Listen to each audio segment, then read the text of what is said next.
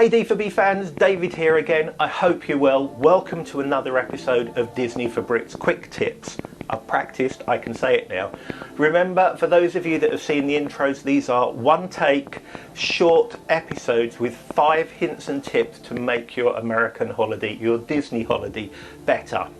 Don't forget to click on the subscribe button and click on the bell and you'll be told when I do another video. Check me out on Facebook and you can see the kind of things that we're doing there. And also go to D4B Travel. D4B Travel is my own travel agency supported by IntelliTravel that allows me to give you great deals on holidays and book Disney as far as 2022. Now I said it was live, I've got to click my iPad because the screen's dimmed. In fact, it's not only dimmed, it's gone off. Bear with. Okay, so this episode's 5 hints and tips. The first one is plan your time. You're going to go to Disney for 7, 14, 21 days. You're going to Florida and you've got lots to squeeze in. You really need to plan your time to make the best of it, working out which parks to go to on which days.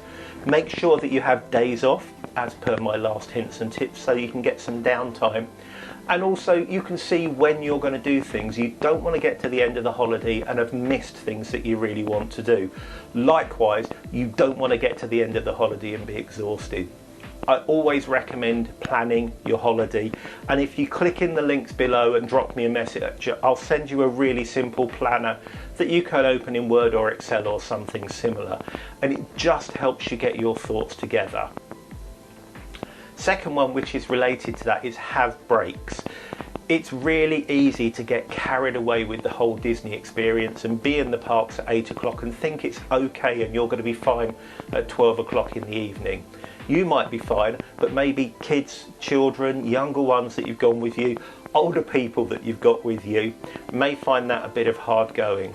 So I always recommend, certainly in the first few days, rope drop to get into the parks early. Stay in there until about 11, 12 o'clock when it's starting to get to its peak busyness, and then leave.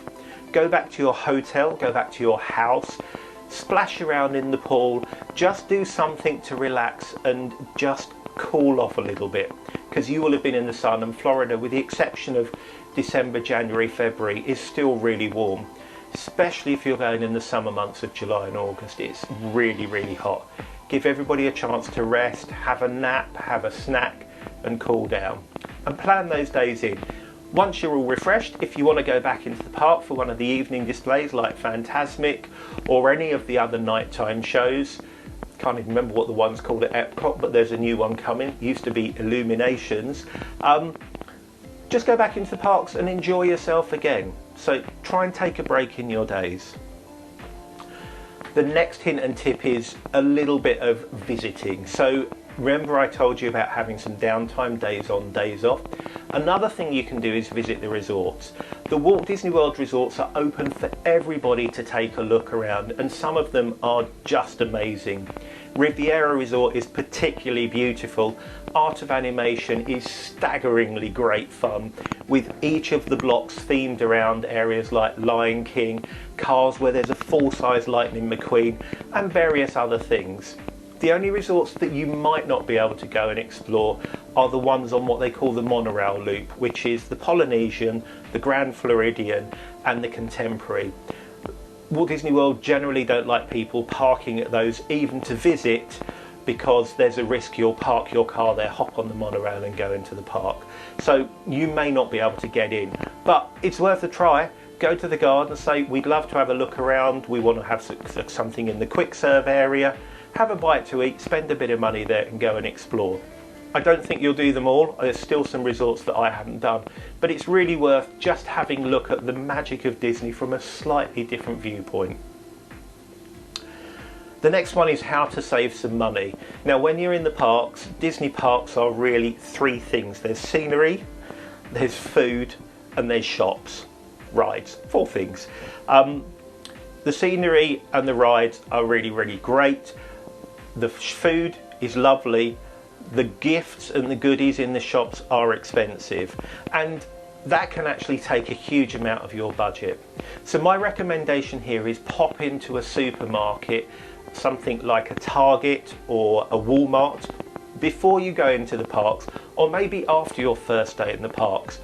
The little spinners that you can buy for the firework displays will be a quarter of the price. The water spray bottle will be quarter of a price. So either go and pick a few things up before you go to the parks, or have a look around the parks and see what you want to buy and go and buy it at one of the supermarkets. You'll save yourself a stack of money, and then if there is something special you want to buy, you can buy it in the parks knowing that you've saved the money to buy it.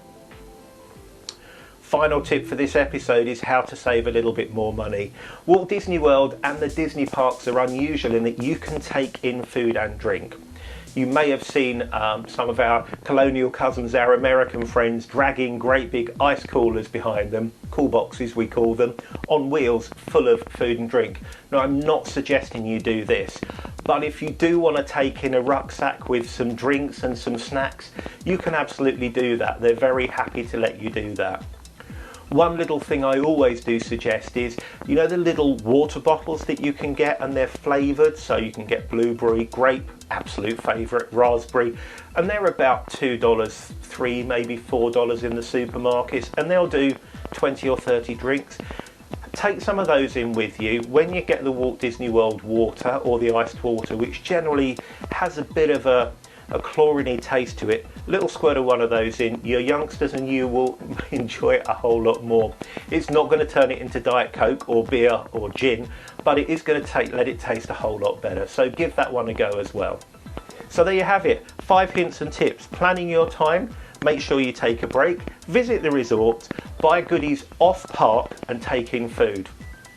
I hope that's been useful. If you've got any other hints and tips that you want to share, please drop me a line. If you've got comments on what I've just said, I'd love to hear from you.